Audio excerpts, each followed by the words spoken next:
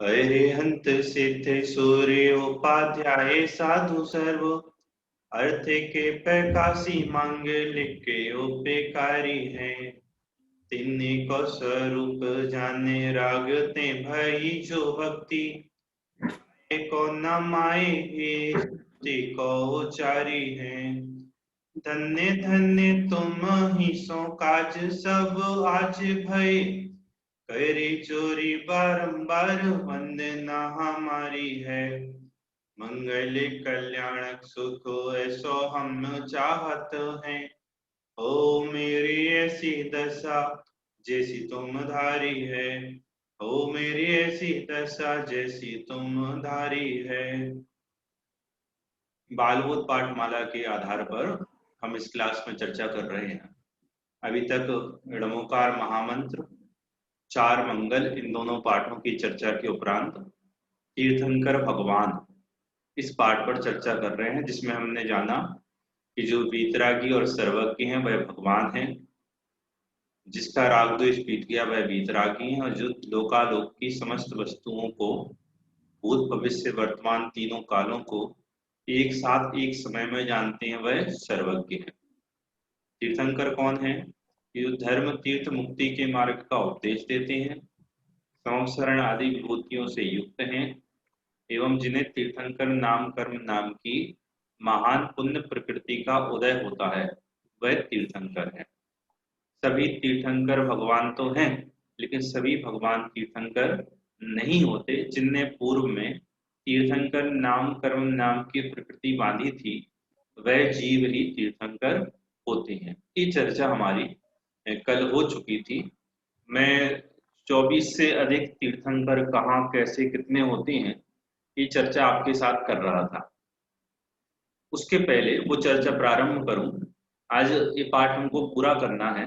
कुछ विशेष विशेषताएं, 24 तीर्थंकरों की कुछ विशेष विशेषताएं, जैसे उनके चिन्ह, उनकी क्या बोलते हैं,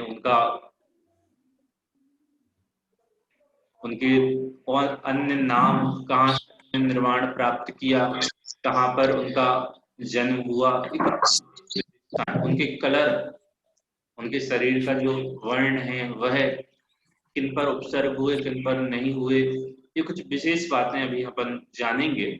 मैं स्क्रीन पर आपके वो सारी बातें ला रहा हूँ क्रमशः, क्योंकि उसमें समझने का अधिक नहीं है, वह तो एक तरह से याद करने का और जानकारी में रखने का विषय है। तो मैं आपकी स्क्रीन पर ला रहा हूँ, आप सभी उसको देखेंगे और नोट करना चाहें तो आप उसको नोट कर सकते हैं, नहीं तो आप के ग्रुप पर मैं उसकी पीडीएफ भेज दूंगा, तो वहां से आप उसको देख लेंगे। हेलो हेलो भैया जी, आपकी आवाज कट रही है। हेलो, हाँ हाँ, चलो अभी आएगी। ठीक, मैं स्क्रीन आपके पर ला रहा हूँ। हेलो, हाँ, आपकी आवाज कट रही है। अभी आ रही है आवाज? हेलो भैया जी, आपकी आवाज थोड़ी कट रही। हाँ आ रही है।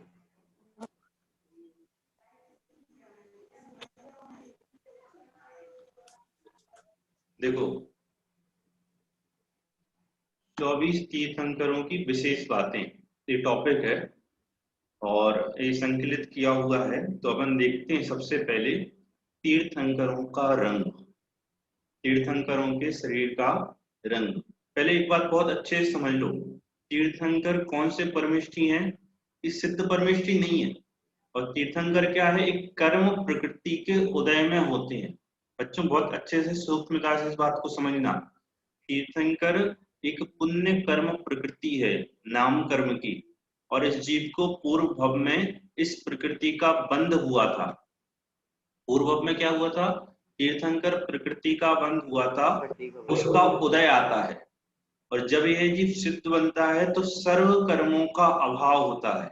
और जब अरिहंत बनते हैं तब चार घातिया कर्मों का अभाव होता है। अभी आयु, वेदनी, नाम, गोत्र शेष है।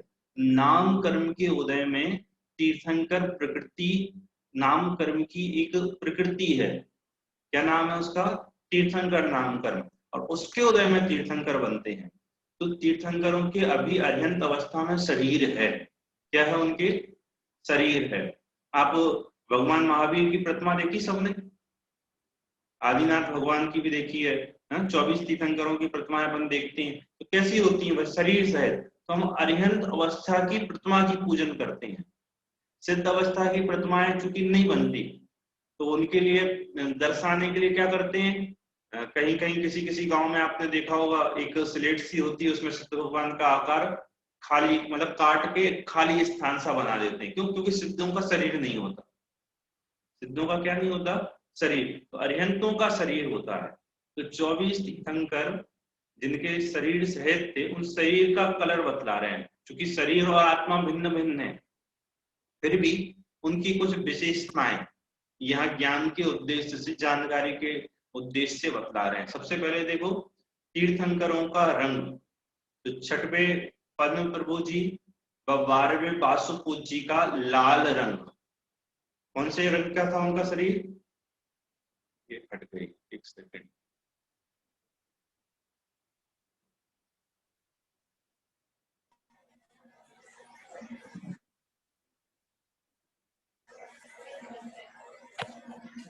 हाँ, आ गया फिर से। देखो अच्छे से पढ़ना। छठवें पद्म प्रभु जी, 12वें पाशुपूज जी का कौन सा रंग था शरीर का? लाल रंग। 7वें सुपार्शनाथ जी व 23वें पार्शनाथ जी का हरा रंग।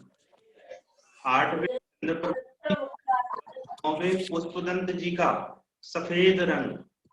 और 20वें मुनि सुव्रत जी व 22वें नाथ जी का। भाई साहब आपकी आवाज बहुत कट कर आ रही है। अच्छा, सभी को आ रही है कटकर संदेश? सजल,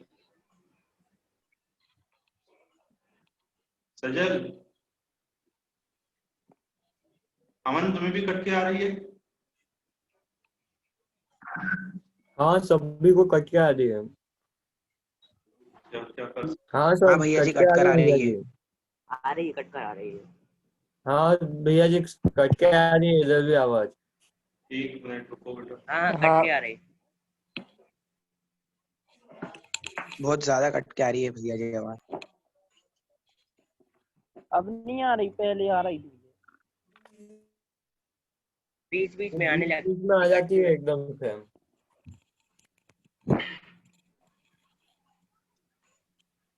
चलिए अभी ठीक आएगी। हाँ, इनके शरीर के रंग देखे अभी हमने। 22वें नैमिषारण्य जी का काला रंग, 10 शेष 16 तीर्थंकरों का स्वर्ण के समान पीला रंग है।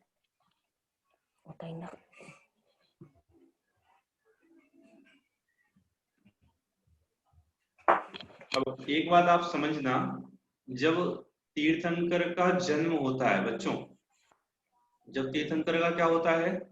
जन्म होता है, तो जन्म शरीर के साथ होता है। जब मुनि बनते हैं तब भी शरीर के साथ ही बनते हैं। और जब 4 घातीय कर्मों का अभाव करते हैं तब भी कैसे होते हैं? कि शरीर के साथ ही होते हैं। लेकिन जब वह 4 घातीय कर्मों का अभाव करते हैं ना, तो उनका यही शरीर, ये जो रंग लिखा ना, लाल रंग, पीला रंग, काला रंग, नीला रंग, हरा रंग, तो ये 5 रंग के जो तीर्थंकर हैं अलग अलग, तो जब वह अरिहंत अवस्था को प्राप्त होते हैं, तो ये जो अपना शरीर है, उनका भी जो शरीर था वह औदारिक शरीर कहलाता है। कौन सा शरीर कहलाता है? औदारिक। और जब वह अरिहंत बनते हैं तो उनका यह शरीर औदारिक हो जाता है। कौन सा शरीर हो जाता है? परमोदारिक। परमोदारिक मतलब क्या होता है?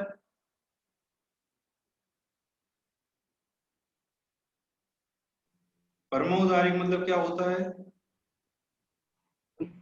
परमोदारिक मतलब उनके शरीर से किसी भी जीव की हिंसा नहीं। निगोदिया जीवों का वास है इसमें। कितने जीव रहते हैं? अनंत निगोदिया जीव इस शरीर में रहते हैं। जब हम अपनी पलक झपकाते हैं तो कितने जीवों की हिंसा होती है।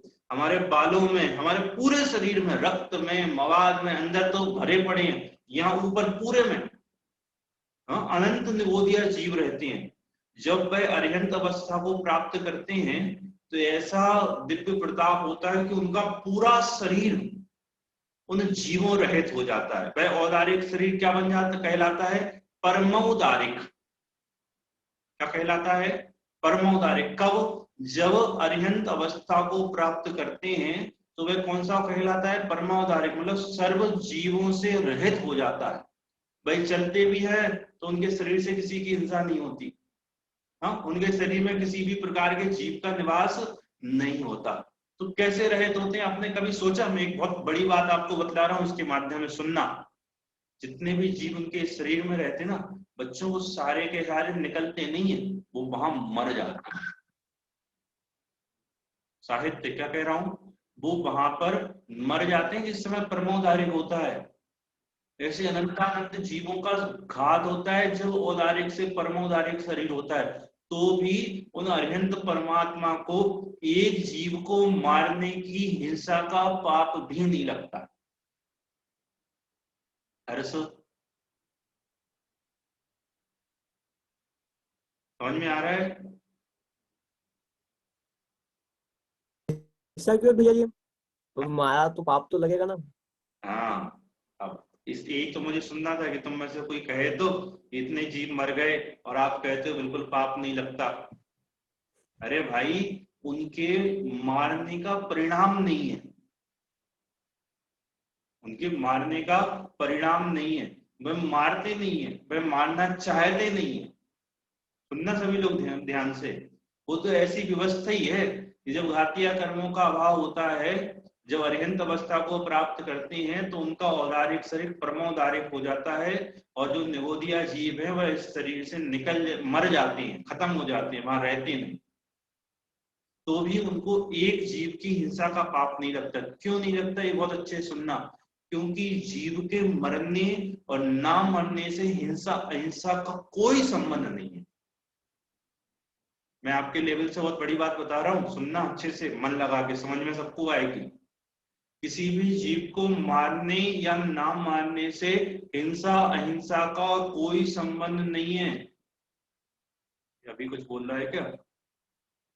अभी कुछ बोल रहे हो?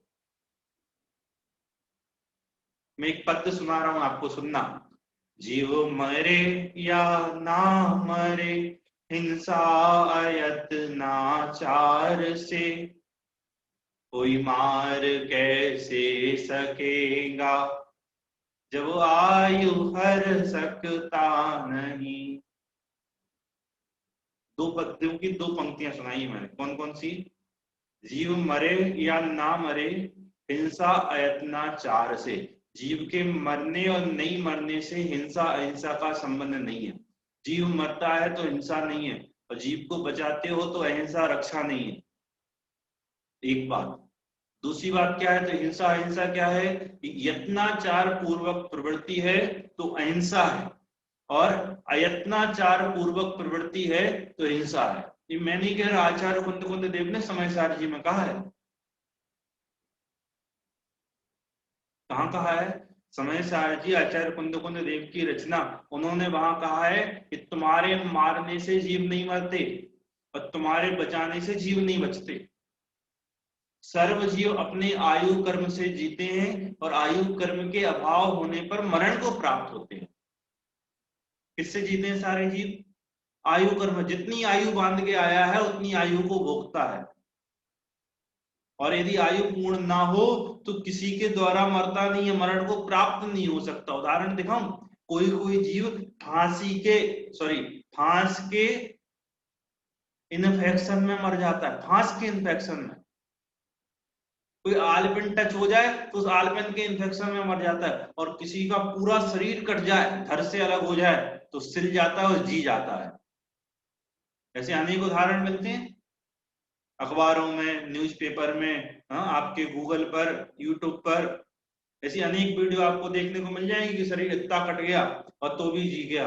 और ऐसी भी मिल जाएंगी कि फांस का तिनका लगा और उसके जहर से मर गया।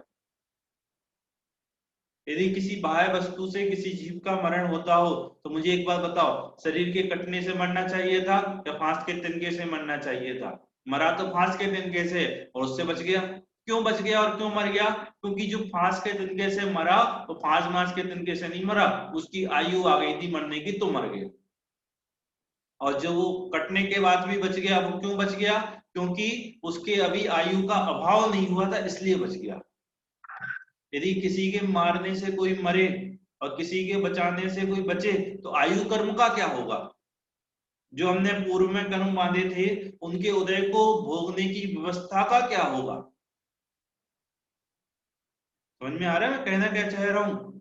जैसे समझ लो ये संदेश अच्छी उम्र बताते हैं, वो चला ही गया, आ गया। अमन है, ये अमन 150 वर्ष की उम्र लेके आया, ठीक है अमन, कम तो नहीं है, 150 बहुत है, 200 समझ लो, चलो ये 200 वर्ष की उम्र लेके आया, पूर्वकृत कर्म के उदय में 200 वर्ष इसको जीना है। हाँ, अब बताओ, इसने जहर खा लिया या इसको फांसी पर लटका दिया, फांसी मासी अपने को नहीं होगी, या समझ लो गाड़ी चला रहा था तो एक्सीडेंट हो जाए या कोई इसका दुश्मन आके इसको कुछ कर जाए तो ये मर जाएगा? नहीं मरेगा। यदि मर जाएगा तो उस आयु कर्म का क्या होगा? और समझ लो ये अपना हर्ष 100 वर्ष की आयु लेके आया, मैं अच्छी अच्छी बता रहा हूं, मैं 100 वर्ष की आयु ये लेके आया और 100 वर्ष में बीमार हुआ, इसके जाने का समय आया, ये देश भर के पूरे नामी डॉक्टरों के पास होके आ गया, पूरी धन संपत्ति अपनी लगा दी और तुम लोगों की जितनी थी तुम सबने भी अपनी उसको दे दी, हर से तुम 2-4 साल और जी जाओ, तो ये जी जाएगा? डॉक्टर इसको बचा लेंगे?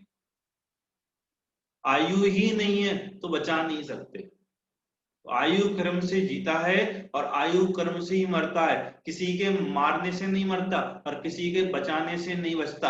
आयु आती है तो मर जाता है और आयु नहीं हो तो नहीं मरता। ये तो एक व्यवस्था है मरने और जीने की, जीवन और मरण की ये व्यवस्था है। फिर मारने और बचाने के पुण्य और पाप का क्या होता है समझना अच्छे से। मारने और बचाने संबंधी पुण्य पाप का क्या होता है? हिंसा, हिंसा का क्या मतलब? जब अपनी आयु कर्म से ही जीता है, अपनी आयु कर्म से ही मरता है, तो ये हिंसा, हिंसा किसका नाम है? जब मारते ही नहीं है तो काहे की हिंसा, जब बचाते ही नहीं है तो काहे की हिंसा?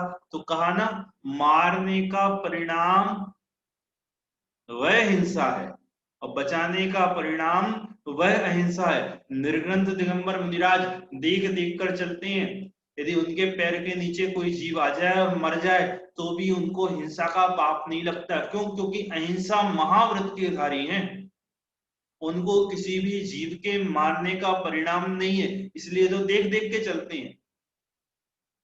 हम और आप अभक्ष का त्याग नहीं किए हों, जमीकंद का कितनी त्याग नहीं किए हों, रात्रि भोजन का त्याग नहीं किए हों, और अभी रात्रि भोजन नहीं कर रहे, अभी जमीकंद नहीं खा रहे, अभी अभक्ष का सेवन नहीं कर रहे,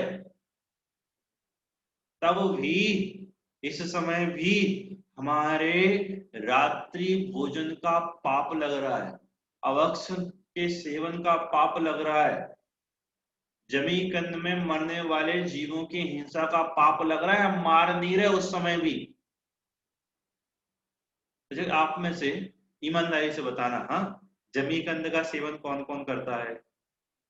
बड़े ईमानदारी, अभी तो आपका एडमिशन भी नहीं हुआ ना, एक ईमानदार है। जमीकंद मतलब अपने आलू प्याज? हाँ, जमीकंद मतलब आलू प्याज। देखो उसको तो पता ही नहीं है तो कैसे त्याग करेगा। चलो छोड़ो, हाथ खड़े मत करो। हाँ, तो पता जिस समय अभी आप खा रहे क्या जमीकंद, जो नहीं खाते, अभी तो आपका प्रवेश नहीं हुआ, 2 दिन हुए हैं, 2-4 दिन ही हुए हैं, और इसकी तो अभी चर्चा ही नहीं की हमने कि जमीकंद होता क्या है क्या नहीं होता है। तो अभी जब आप खा नहीं रहे ना तो भी आपको अनंत जीवों के मारने का पाप लग रहा है। क्यों? क्योंकि आपके बचाने का भाव नहीं है। क्या? यदि आपके बचाने का भाव होता तो आपकी प्रतिज्ञा होती, प्रतिज्ञा होती तो आप नहीं खाते, लेकिन आपके बचाने का भाव नहीं, इसका मतलब मारने का भाव है, आपको हिंसा का पाप लग रहा है। आ रही बात समझ में सबके? देखो वस्तु स्थिति मैंने आपके सामने पहले रख दी, मरता किससे है? आयु से। जीता किससे है कि आयु से, किसी के मारने बचाने से नहीं जीता। तो फिर हिंसा, अहिंसा का क्या होगा कि मारने का परिणाम हिंसा है और बचाने का परिणाम अहिंसा है। जिन जीवों के बचाने का परिणाम होता है वो बचाने रूप क्रिया बाहर में करते हैं, उनसे किसी जीव की हिंसा हो भी जाए तो भी उनके पाप नहीं होता। और जिन जीव के मारने का परिणाम है, सॉरी, बचाने का परिणाम नहीं है, ऐसा कहो, अच्छा, उनके द्वारा हिंसा नहीं भी हो तो भी उनको पाप लगता है। परिणाम से ही पुण्य पाप है, परिणाम से ही हिंसा और अहिंसा है। आई बात समझ में सबके? चींटी को मारने से हिंसा का पाप नहीं लगता, चींटी को मारने का परिणाम इससे हिंसा है और उसको बचाने का परिणाम उससे हिंसा है। क्यों? क्योंकि आप मार नहीं सकते, आप बचा नहीं सकते, ये व्यवस्था है। भैया जी, हाँ, ये परिणाम कैसा होगा? क्या परिणाम कैसा होगा ये? परिणाम कैसे होगा? हाँ, ये परिणाम कैसे होगा? समझ से, सच्ची समझ से, इसी समझ से कि भाई यदि हमारे परिणाम बिगड़ेंगे और यदि हमारे परिणाम सुधरेंगे, बिगड़े परिणाम का बिगड़ा फल होगा और सुधरे परिणाम का सुधरा फल होगा। तो अपने अच्छे परिणाम रखना। परिणाम मतलब जो हमारे विचार चलते हैं अंतरंग में, जो हमारे भाव होते हैं, उसको कहते हैं परिणाम। परिणाम जो हम विचार करते सोचते हैं अच्छा बुरा, उसको कहते हैं परिणाम, भाव। चले आगे। तो ये वाली बात कहां से आई थी? ये बात चल रही है परमोदारिक। जब वो अरिहंत बनते हैं तब उनका देह कैसा हो जाता है? परमोदारिक। उनके देह में रहने वाले जीव स्वयं से मर जाती हैं, उसमें उनको तीर्थंकर को मारने का पाप परिणाम नहीं मारने का पाप नहीं लगता। ये बात कर रहे थे। तो अभी तक हमने क्या बात देखी थी पहले कि जो 24 तीर्थंकर हैं उनके शरीर मतलब अरिहंत अवस्था में या जब वो मुनि थे या जब वो बाल रूप में थे तो उनके शरीर का कलर, ये अभी हमने देखा था। चलें आगे। दूसरा क्वेश्चन देखो, मैं आपकी स्क्रीन पर ला रहा हूं। कहां गया?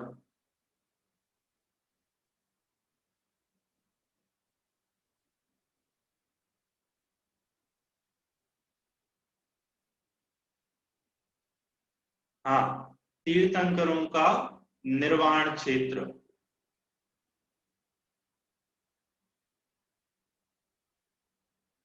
दूसरा है निर्वाण क्षेत्र, कहां से उन्होंने सर्व कर्मों का अभाव कर सिद्ध अवस्था की प्राप्ति की। ये तो सभी को पता है। आदिनाथ भगवान कहां से मोक्ष गए? कैलाश पर्वत, जिसको अष्टापद भी कहते हैं। वासुपूज भगवान कहां से? चंपापुर से। और नेमिनाथ भगवान गिरनार से। और महावीर स्वामी पावापुर से। और 20 तीर्थंकर कहां से मोक्ष गए हैं? इस सम्मेत शिखर से मोक्ष गए।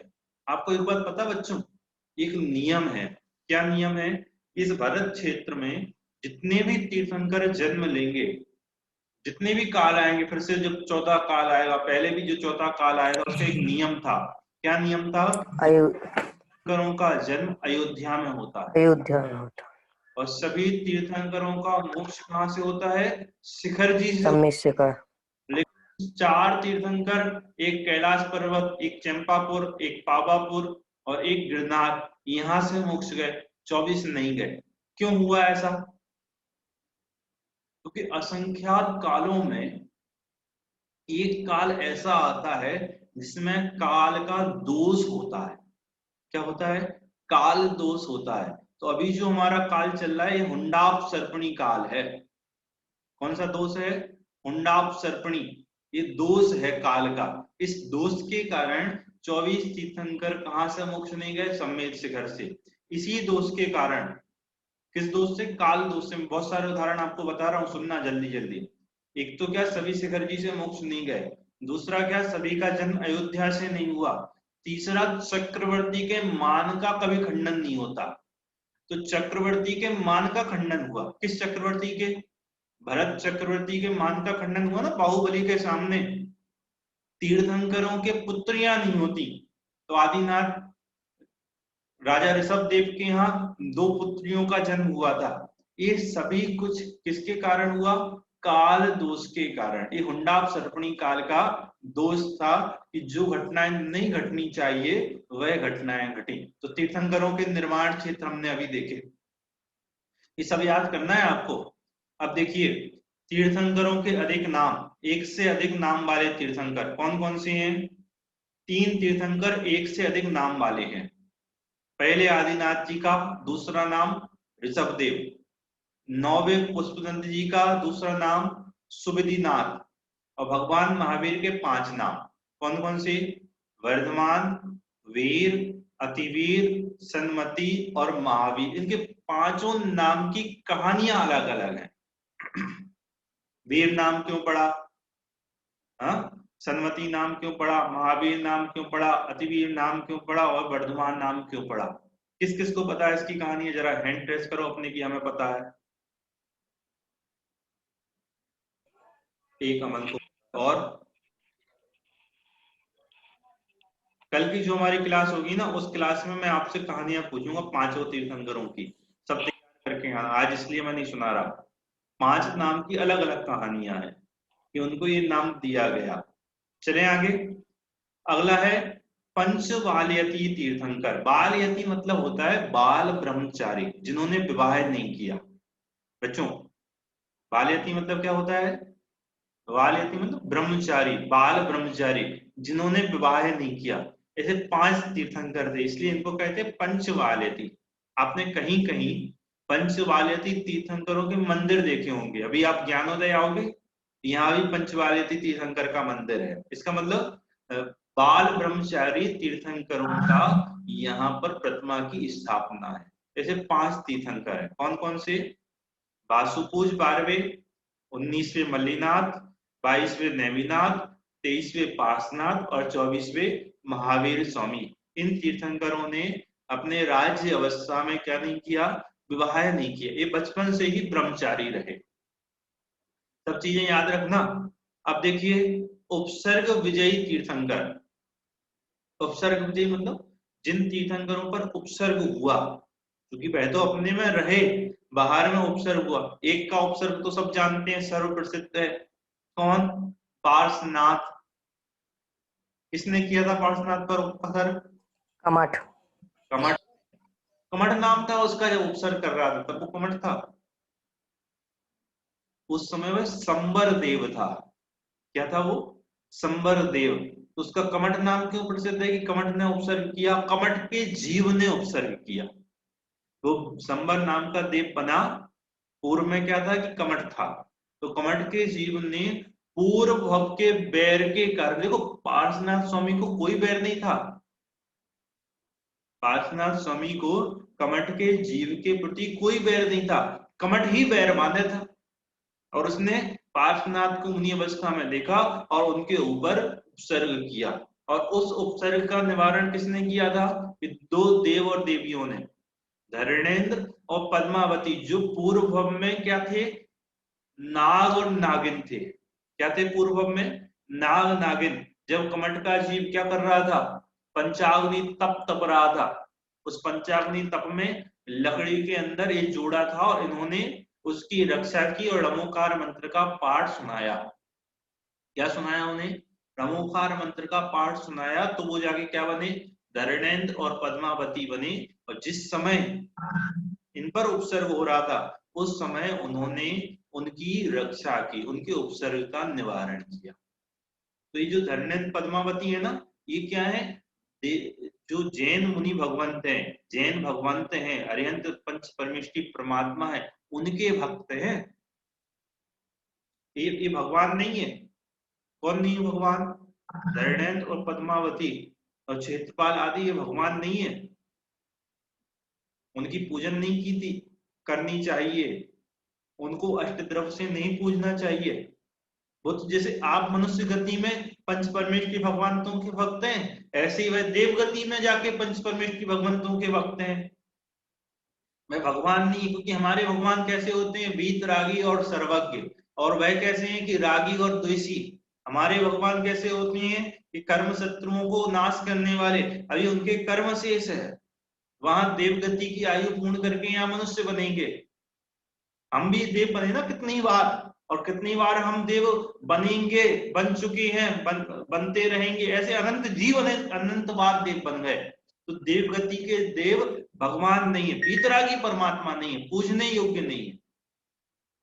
समझ में आ रहा है? वह तो स्वयं अपने भगवंतों की, पंच परमेश्वरी भगवान की, 24 तीर्थंकरों की वंदना पूजन आदि करते हैं।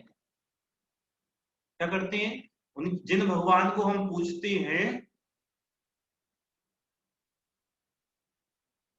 जिन भगवान को हम पूजते हैं, वह स्वयं उन भगवान को पूजते हैं। ये मंदिरों के बाहर एक शेषणी खड़े रहते हैं, सौदरविंद्र स्वयं तीर्थंकर की पूरी व्यवस्थाएं करता है। हाँ, अष्टांगिका पर्व में शाश्वत जिनालयों में जाकर 8-8 दिन तक देवतागण भगवंतों की पूजन करते हैं। तो वह रागी द्वेषी देवता पूजने योग्य नहीं होते। पूजने योग्य तो क्या है? एक वीतरागता ही पूजने योग्य है। तो धरणेन्द्र और पद्मावती ने उस उपसर्ग का निवारण किया था। धरणेन्द्र और पद्मावती पार्श्वनाथ के भक्त थे। भक्त की पूजन नहीं होती, भगवान की पूजन होती है। हमको किसकी पूजन करनी चाहिए? वीतरागता की ही पूजन। इसका मतलब धरणेन्द्र और पद्मावती की निंदा नहीं करना, उनको गालियां नहीं देना, उनके बारे में गलत सलत नहीं बोलना। क्यों नहीं बोलना? क्योंकि वो भी भक्त हैं, भक्तों के बारे में गलत थोड़ी ना बोलते हैं। समझ में आ रहा है सबके? लेकिन उनकी पूजना भी नहीं, उनकी पूजन भी नहीं करना। वो भी नहीं चाहते कि आप हमारी पूजन करो। वो अपने को पूजवाना थोड़ी ना चाहते हैं। वो तो कहेंगे जब हम भगवान बनेंगे तब तुम पूजना हमको। चलिए, तो उपसर्ग विजयी तीर्थंकर 3 के नाम लिखे हैं। देखो, एक 7वें सुपार्श्वनाथ जी, 23वें पार्श्वनाथ जी और 24वें महावीर स्वामी। इन तीनों का उल्लेख आता है कि इनके ऊपर मुनि अवस्था में उपसर्ग हुए थे। अगला क्वेश्चन, अन्य पदवियों के धारी तीर्थंकर। अन्य पदवियां कौन? देखो, 63 सलाका महापुरुष होते हैं, सॉरी 63 सलाका पुरुष होते हैं। क्या होते हैं? 63 सलाका। ये महान पुण्य के धारी होते हैं। किसके धारी होते हैं? इनके पुण्य तीव्र होता है। कौन कौन से होते हैं वो 63 सलाका? 24 तीर्थंकर। मुझे टोटल करके बताना कोई। 24 तीर्थंकर, 12 चक्रवर्ती, नारायण, 9 9 प्रतिमा, 9 बलभद्र। कितने हुए? बलभद्र, कितने हुए जल्दी बताओ, फिर से बोलूं? 24 तीर्थंकर, तीर्थंकर, चक्रवर्ती, 9 नारायण, 9 प्रतिनारायण, 9 बलभद्र। 9 बलभद्र। कितने हो गए? हो गए 63। 63 हो गए? हाँ, हो गए पक्का? हाँ। इसके अलावा 169 महापुरुष होते हैं। उसमें कौन कौन होते हैं? 24 तीर्थंकर, उनकी 24 माताएं, पिता, ठीक है, 14 कुलकर, 12 चक्रवर्ती, कामदेव, नारायण, प्रतिनारायण और बलभद्र। पहले टोटल करो कौन कर रहा है? 24 24 24 3 बार। 24 तीर्थंकर, 24 माता, 24 पिता, ठीक है, 12 चक्रवर्ती, 14 कुलकर, 9 नारायण, 9 प्रतिनारायण, 9 बलभद्र, 11 रुद्र। कितने हो गए? हो गए। कहां से हो गए? 11 रुद्र, 9 क्या कर रहे हो भाई? सजल, संदेश,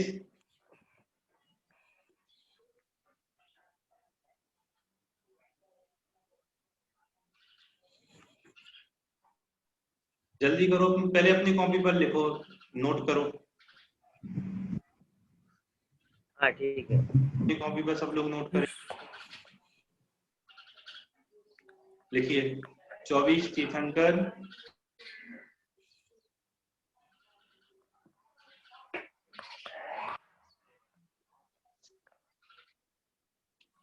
24 तीर्थंकरों की माता,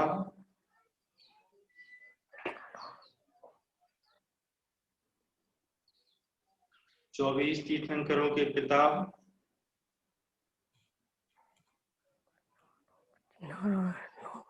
14 कुलकर,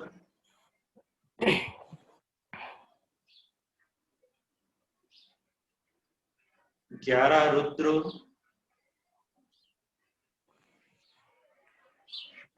9 नारायण,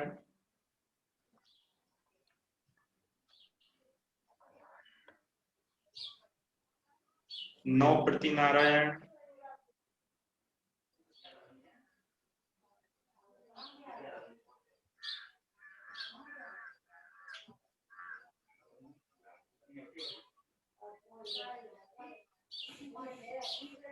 9 बलभद्र,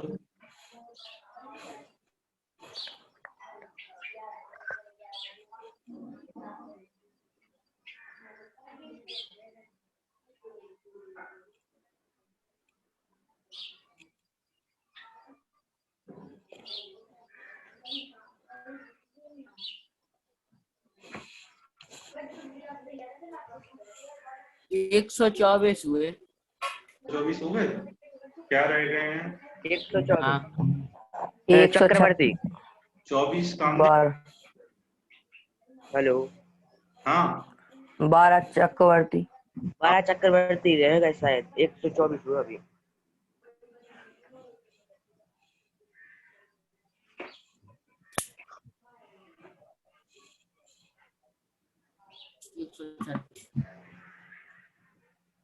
और क्या रह गए हैं? 12 चक्रवर्ती भी तो होंगे। हम 12 लिखवा तो दिए। 136 हो गए।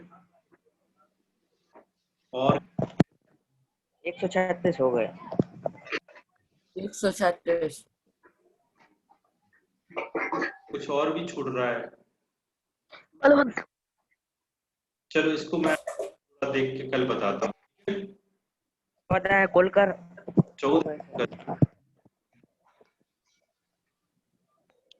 चलिए, तो बात कर रहे थे अधिक पदवियों के धारी, मतलब एक से अधिक पदवियों के धारी तीर्थंकर की। एक से अधिक पदवियों के धारी कितने तीर्थंकर थे? 3 तीर्थंकर थे। कौन कौन से? शांतिनाथ, कुंतुनाथ और अरहनाथ। कौन कौन से? शांतिनाथ, कुंतुनाथ और अरहनाथ। ये 3 पदवियों के धारी तीर्थंकर थे। वो 3 पदवियां कौन कौन सी थी? ये तीर्थंकर थे, ये चक्रवर्ती भी थे और ये कामदेव भी थे। कितनी पदवियों के धारी थे? 3। तीर्थंकर थे, चक्रवर्ती थे और कामदेव थे। तो इस तरह 3 पदवियों के धारी तीर्थंकर थे। एक विशेषता है। और देखिए अभी कुछ और क्वेश्चन रह गए, उनको भी पूरा करते हैं आज ही।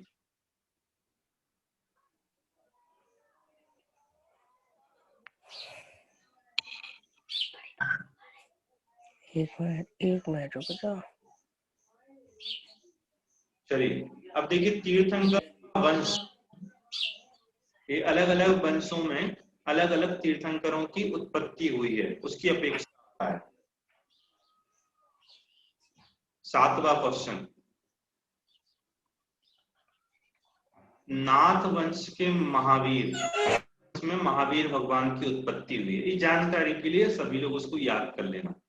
उग्र वंश में पार्श्वनाथ जी, हरिवंश यादव वंश के 20वें मुनि सुव्रत जी व 22वें नेमिनाथ जी, कुरुवंश के 15वें तीर्थंकर जी, 15वें धर्मनाथ जी और 17वें कुंतुनाथ जी, 18वें अरहनाथ जी तथा शेष 17 तीर्थंकर इक्ष्वाकु वंश के थे। ये अलग अलग वंशों में इनकी उत्पत्ति हुई थी। अच्छा, इसमें कोई जैन वंश तो आया नहीं? इसमें कोई जैन वंश नहीं आया? जैनों के जो वंश होते हैं अलग अलग, उनके नाम तो किसी के नहीं दिए।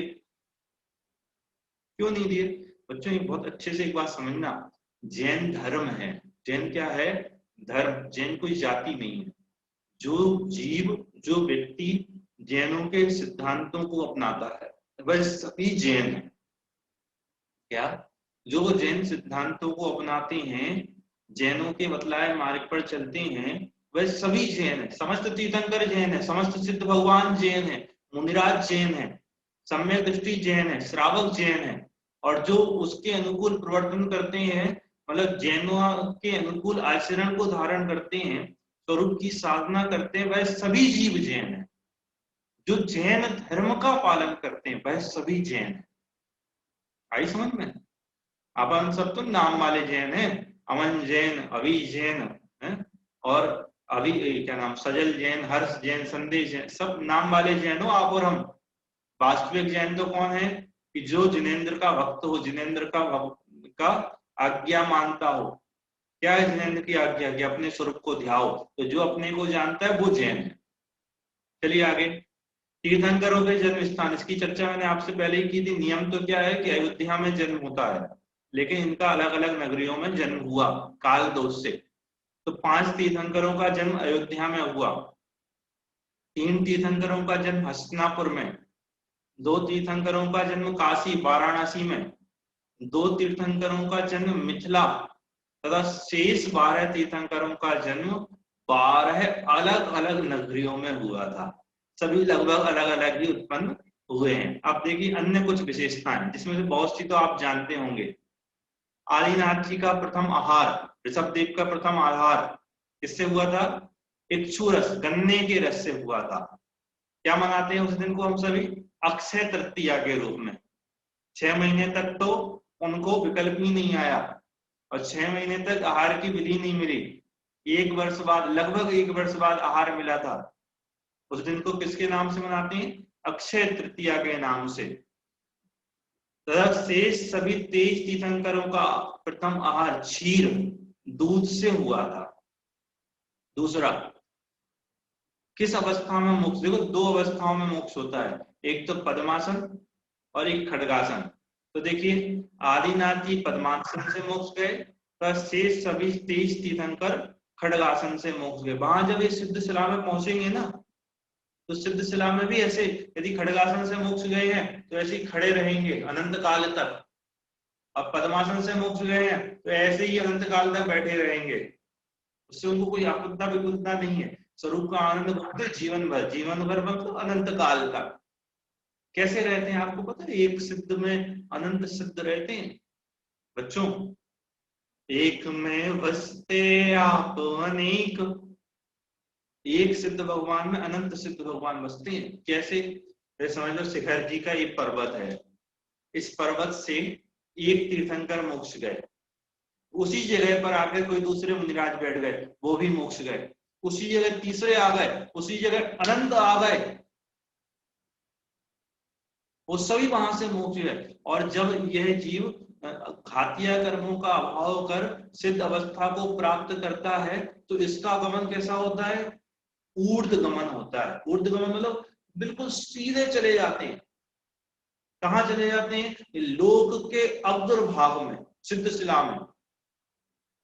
जो ऐसी है ना 3 लोक का आकार, ऊपर ऐसी चंद्राकार सिद्ध शिला है, ऐसी चंद्राकार यहाँ ऐसी सिद्ध शिला है। तो चंद्राकार सिद्ध शिला का जो ऊपरी भाग है उसको सभी सिद्ध भगवंतों के सिर, मस्तिष्क क्या कर रहे हैं? टच कर रहे हैं। बिल्कुल सीधा गमन होता है। एक गए उसमें, समझ लो उसी स्थान से दूसरे गए तो उसी में, तीसरे गए तो उसमें, ऐसे अनंत सिद्ध भगवान एक क्षेत्र में रह सकते हैं और सब अपने अपने अनंत आनंद को भोगते हैं।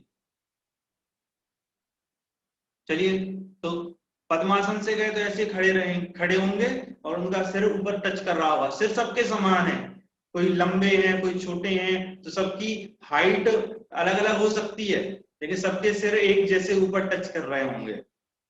खड्गासन में आदिनाथ तीर्थंकर मोक्ष गए और पद्मासन में पद्मासन में आदिनाथ जी गए, बाकी सभी खड्गासन से मोक्ष गए। अगला देखिए, आदिनाथ जी को छोड़कर अन्य किसी भी तीर्थंकर के पुत्रियां नहीं हुई थी। जब ये राज्य अवस्था में थे, विवाह किया, तो आदिनाथ जी के 2 पुत्रियां थी, जिनका नाम क्या था? ब्राह्मी और सुंदरी। आगे देखो, आदिनाथ जी चौथा काल प्रारंभ होने के 3 वर्ष और 8.5 महीने पहले मोक्ष चले गए थे। एक नियम है, तीर्थंकर चौथे काल से ही मोक्ष जाते, चौथे काल में पैदा होते हैं और वहीं से मोक्ष जाते हैं, लेकिन काल दोष से इनकी उत्पत्ति तीसरे काल में हुई और यह उसी समय मोक्ष के चौथा काल प्रारंभ होने के पहले तथा महावीर भगवान चौथा काल समाप्त होने के 3 वर्ष 8.5 महीने पहले मोक्ष चले गए थे। अगला देखिए, आज अजितनाथ जी के समय पर मध्य लोक में सर्वाधिक 170 तीर्थंकर विराजमान थे। 5वां फिर से पढ़ रहा हूं, अजितनाथ तीर्थंकर के काल में 170 तीर्थंकर इस मध्य लोक पर विराजमान थे। और अभी पाठ में आप सभी पढ़ के आए हैं कि 24 तीर्थंकर होते हैं, 25 नहीं होते। क्या पढ़ा आपने? तीर्थंकर कितने होते हैं? 24 होते हैं, 25 नहीं होते, 23 नहीं होते, 22 नहीं होते, हाँ 40 नहीं होते, यही पढ़ा था ना। 170 तीर्थंकर कैसे हुए, इसकी चर्चा मैं कल करूंगा बहुत अच्छे विस्तार से। आगे देखो, तीर्थंकरों में सबसे बड़ा शरीर आदिनाथ जी का कितना था? 500 धनुष का। और सबसे छोटा शरीर महावीर भगवान का सिर्फ 7 हाथ के थे। ये इनके शरीर की अवगाहना में अंतर था। तीर्थंकरों में सबसे बड़ा संवत्सरण आदिनाथ जी का 12 योजन का, तो सबसे छोटा संवत्सरण महावीर भगवान का 1 योजन का था। अभी कुछ जानकारियां बच्चों, जब आप आगम पढ़ेंगे, जिनवाणी पढ़ेंगे, तो आप भी ऐसी अनेक और जानकारियां निकाल सकेंगे। और देखो, तीर्थंकरों में सबसे ज्यादा 116 गणधर किसके थे? सुमतिनाथ जी के थे। तथा सबसे कम गणधर 10 गणधर पार्श्वनाथ जी के थे। ये कुछ सामान्य जानकारियां थी। ये आप बहुत सी प्रतियोगिताएं भरते हैं या कभी कोई आपसे पूछ लेता है तो उसके आधार पर इनको आप याद करना। अंतिम प्रश्न है, 24 तीर्थंकरों के सही नाम व चिन्ह। तो लगभग सभी विद्यार्थियों को ये नाम और चिन्ह याद हैं, इसको आप पढ़ें। कौन पढ़ेगा? तुम पढ़ो हर्ष, 1 से 6 तीर्थंकरों के नाम और चिन्ह पढ़ो। यहाँ पर अजितनाथ जी का बैल का चिन्ह, आदिनाथ जी का बैल का चिन्ह, अजितनाथ जी का हाथी का चिन्ह, संबरनाथ जी का घोड़े का चिन्ह, अभिनंदन नाथ जी का वानर का चिन्ह, सुमतिनाथ जी का चकवा का चिन्ह, पद्म बाबू का कमल का चिन्ह। हाँ, साहित्य आगे पढ़ो। आवाज नहीं आ रही बेटा। सुपार्शनाथ जी का स्वास्तिक का चिन्ह, चंद्र प्रभु जी का चंद्रमा का चिन्ह, पुष्पदंत जी का मगर का चिन्ह, शीतलनाथ जी का कल्प वृक्ष का चिन्ह, श्रेयांसनाथ जी का गेंडा का चिन्ह और बासुपूत जी का भैंसा का चिन्ह। हाँ, आगे पढ़ो। क्या नाम इसका? सजल। भीमनाथ जी का शुक्र का चिन्ह, अनंतनाथ जी का सही का चिन्ह, धनुनाथ का वज्रदंड का चिन्ह, शांतिनाथ का हिरण का चिन्ह, कुंठुनाथ का बकरा का चिन्ह, अरनाथ का मछली का चिन्ह। हाँ, आगे पढ़ो। अमन। मल्लीनाथ जी का कलश का चिन्ह, मुनि सुब्रतनाथ जी का कछुआ का चिन्ह, नमीनाथ जी का नीलकमल, नेमिनाथ जी का शंख का चिन्ह, पार्श्वनाथ जी का सर्प और महावीर जी का सिंह का चिन्ह। चलिए, ये तीर्थंकरों के चिन्ह अभी आपने यहाँ से पढ़े। ठीक है, ये चिन्ह क्या होते हैं, कहाँ होते हैं, कैसे होते हैं, इनसे क्या होता है? इनसे तीर्थंकरों की पहचान होती है। जैसे प्रतिमा है ना, प्रतिमा, जिन प्रतिमाएं विराजमान होती हैं, तो आप और हम कैसे पहचानते हैं कि आदिनाथ की है, ये हम कैसे पहचानते हैं कि ये पार्श्वनाथ की है? तो उनके चिन्हों से हम जानते हैं। यदि चिन्ह सर्प का बना है तो पार्श्वनाथ जी की है, बैल बना है तो आदिनाथ जी की है। तो इन चिन्हों से, बाकी तो सब वीतरागी सर्व के समान है और चिन्हों से कोई उनकी वीतरागता सर्वज्ञता में कोई अंतर नहीं आता। ये तो एक पहचान का चिन्ह है जो कि उनके बाल बने से ही उनके अंगूठे में बना होता है, पैर के अंगूठे में चिन्ह वहां पर होता है। इस तरह ये आज हमने तीर्थंकर भगवान पाठ की जो सामान्य चर्चा पहले हुई थी, आज कुछ विशेष चर्चा, मतलब विशेष बिंदु जो कि आपको कंठस्थ होने चाहिए, कंठस्थ करना चाहिए, उनके आधार पर चर्चा की। कल 170 तीर्थंकर कौन कब कैसे होते हैं उसकी बात हम सभी करेंगे।